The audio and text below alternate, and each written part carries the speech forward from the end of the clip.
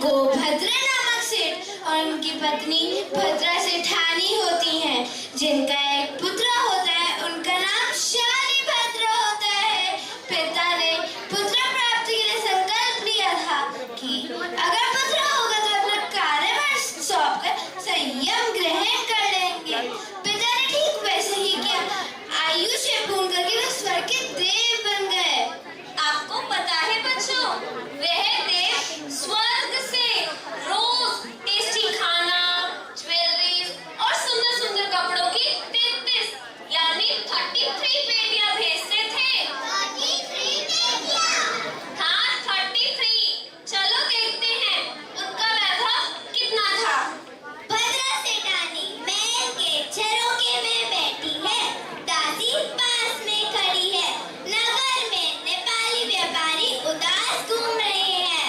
रत्न कंबल ले लो, रत्न कंबल ले लो, रत्न कंबल ले लो। इतनी बड़ी नगरी में एक भी रत्न कंबल नहीं बिका। अरे जब राजा सैनिक ने ही कंबल खरीदने से मना कर दिया। अब इस नगरी में कौन है जो हमारे कंबल खरीदेगा? जाओ दासी, व्यापारी को महल में बुलाओ। चलो, तुम्हें सेठानी ने महल में बुलाया है। तुम्हारे पास कितने रत्न कंबल हैं? 16 रत्न कंबल हैं। मेरे तो 32 पुत्र वधू हैं। मुझे तो 32 कंबल चाहिए। एक काम करो, इन 16 कंबल को 2-2 टुकड़ों में कर दो। 2-2 टुकड़े? हाँ, और शालिभद्र की 32 पत्नियों को दे दो।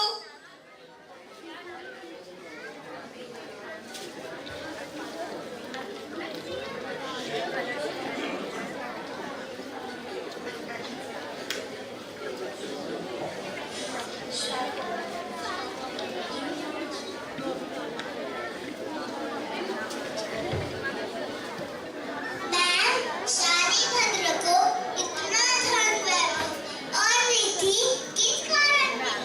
बच्चों, यह सब पूर्व भव के अच्छे कर्मों का फल है। कैसे कर्म मैम? बच्चों, चलो देखते हैं शालिभद्र का पूर्व भाव बालक संगम के रूप में।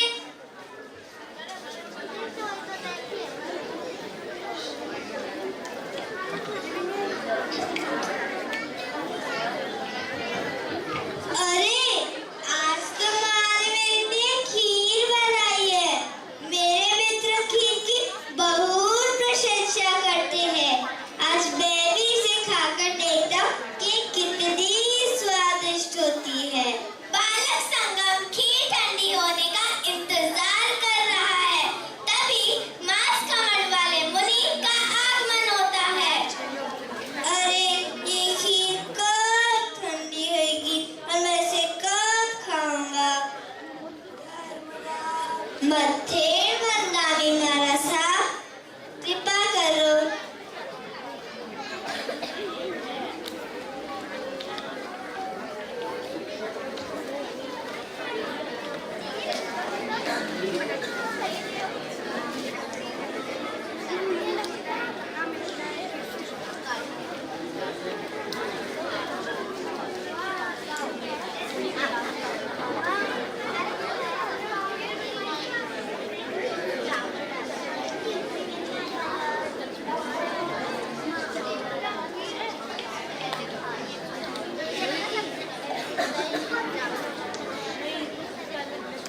मत्थे मंदावी मारा साहब।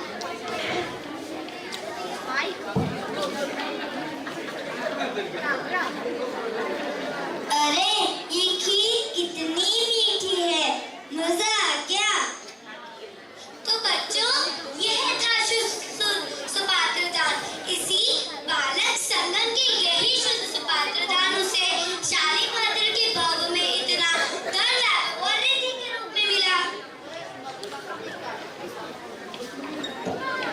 मैम, ये तो अनपुण्य हुआ ना? सही कहा, यह अनपुण्य